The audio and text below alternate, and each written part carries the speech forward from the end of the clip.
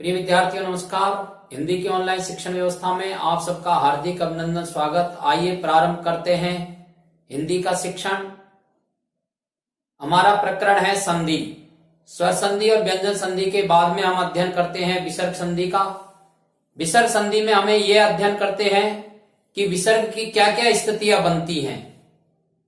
तो विसर्ग की 6 प्रकार की स्थितियों का वर्णन विसर्ग संधि में किया गया है। उसमें से पहली स्थिति है कि विसर्ग को ओ हो जाता है और विसर्ग का लोप हो जाता है। अगली स्थिति है विसर्ग को श हो जाता है और विसर्ग को मूर्धन्य श हो जाता है। 2 स्थितियां और है, विसर्ग को र हो जाता है और विसर्ग का अवग्रह ओ हो जाता है। इन 6 स्थितियों में से प्रथम की 2 स्थितियां विसर्ग को ओ हो जाता है और विसर्ग का लोप हो जाता है। इसका अध्ययन हम इससे पूर्व के वीडियो में कर चुके हैं। अब हमारा अध्ययन रहेगा विसर्ग को श हो जाता है और विसर्ग को मूर्धन्य श हो जाता है। हम इस वीडियो के माध्यम से यह जानना चाहेंगे या इस वीडियो के माध्यम से हम ये समझेंगे कि विसर्ग को श क्यों होता है और विसर्ग का मूर्धन्य श क्यों होता है। अर्थात ऐसी क्या स्थितियां बनती है या वर्णों का उच्चारण स्थान के अनुसार ऐसी क्या परिस्थितियां बनती है कि विसर्ग को श हो जाता है या विसर्ग का मूर्धन्य श हो जाता है। आइए हम समझते हैं विसर्ग को श कैसे होता है। हमने स्थिति भी बताई है कि विसर्ग को श हो जाता है। क्या आप जानते हैं श इनको हिंदी व्याकरण में किस नाम से जानते हैं? पहला जो श लिखा हुआ है यह है तालव्य श। इसका उच्चारण स्थान तालु है, इसलिए इसका नाम है तालव्य श। दूसरा श है, इसका नाम है मूर्धन्य श। इसका उच्चारण स्थान मूर्धा है, इसलिए इसे मूर्धन्य श कहते हैं। और तीसरा है दंती श। इसका उच्चारण स्थान दंत है, अर्थात जीभ दांत से टकराती है, इसलिए इसका नाम हो गया है दंती श। विसर्ग को श अर्थात तालव्य श हो जाता है, विसर्ग को श अर्थात मूर्धन्य श हो जाता है, विसर्ग को श अर्थात दंती श हो जाता है। क्यों? नीचे नियम दिया गया है, यदि विसर्ग के बाद अघोष व्यंजन आ जाते हैं तो।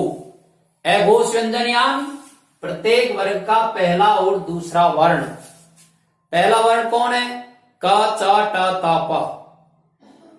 और दूसरे वर्ण ख छ ठ थ ह। इस तरह से यदि ये आ जाते हैं तो विसर्ग का उच्चारण स्थान अनुसार श हो जाता है।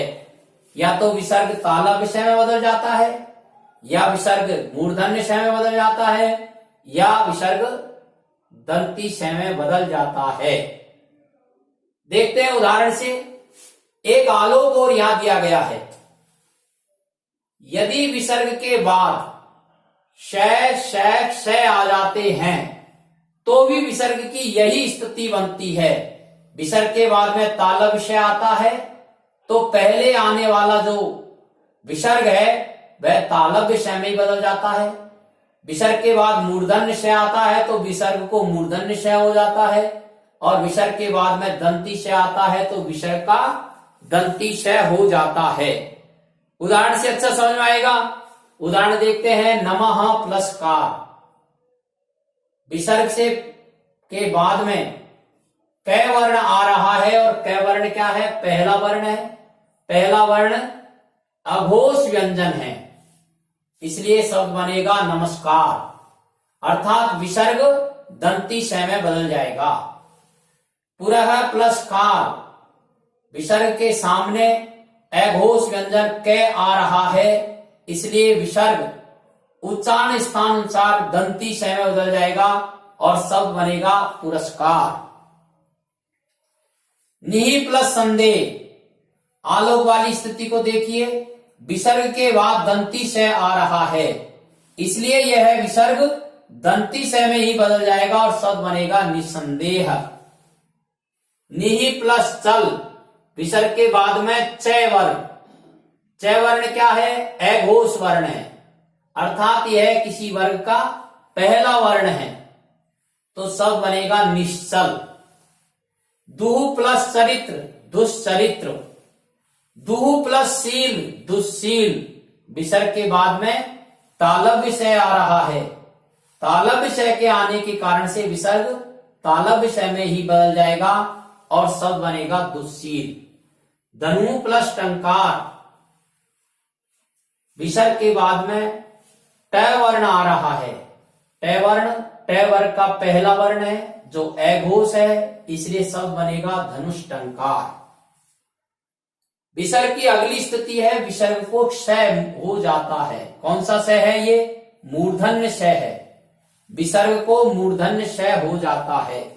समझना यह है कि विसर्ग को मूर्धन्य क्षय क्यों होता है या कब होता है।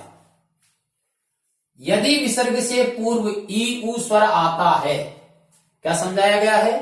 यदि विसर्ग से पूर्व ई या उ स्वर आता है और विसर्ग के बाद क ख या प फ वर्ण आ जाते हैं तो विसर्ग को मूर्धन्य क्षय हो जाता है। यदि विसर्ग से पूर्व ई या उ स्वर आ जाते हैं और विसर्ग के बाद क ख वर्ण या प फ वर्ण आ जाते हैं तो विसर्ग को मूर्धन्य क्षय हो जाता है। उदाहरण से समझिए, निहि प्लस पादन। विसर्ग के बाद में प वर्ण आ रहा है। प वर्ण के आ जाने के कारण से और विसर्ग से पूर्व ई स्वर आ रहा है, इसलिए इस विसर्ग को क्षय हो जाएगा और शब्द बनेगा निष्पादन। दुह प्लस कर। विसर्ग से पूर्व उ आ रहा है, विसर्ग के बाद में क आ रहा है, इसलिए विसर्ग को मूर्धन्य क्षय हो जाएगा, शब्द बनेगा दुष्कर। चतुः प्लस कौण।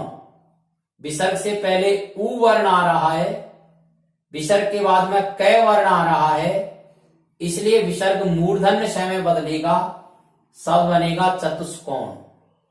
निहि प्लस पक्ष निष्पक्ष। निहि प्लस पाप निष्पाप और बहि प्लस कार बहिष्कार। अर्थात यदि विसर्ग से पूर्व ई उ स्वर आ जाते हैं और विसर्ग के बाद क ख या प फ वर्ण आ जाते हैं, व्यंजन आ जाते हैं, तो यह विसर्ग मूर्धन्य क्षय में हो जाता है, मूर्धन्य क्षय में बदल जाता है। इस प्रकार से विसर्ग की दो स्थितियों का वर्णन इस वीडियो में हमने किया है।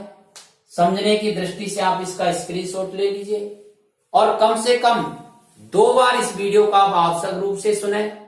यदि आपको अपनी गृह कार्य की कॉपी में करना है तो सुनने के बाद आप इसका स्क्रीनशॉट ले लीजिए और स्क्रीनशॉट लेकर के अपनी गृह कार्य की कॉपी में इन नियमों को आप उतार करके याद कर सकते हैं। शिक्षण के अन्य वीडियो आपके पास आते रहे, इसके लिए आप इसे सब्सक्राइब करें। धन्यवाद।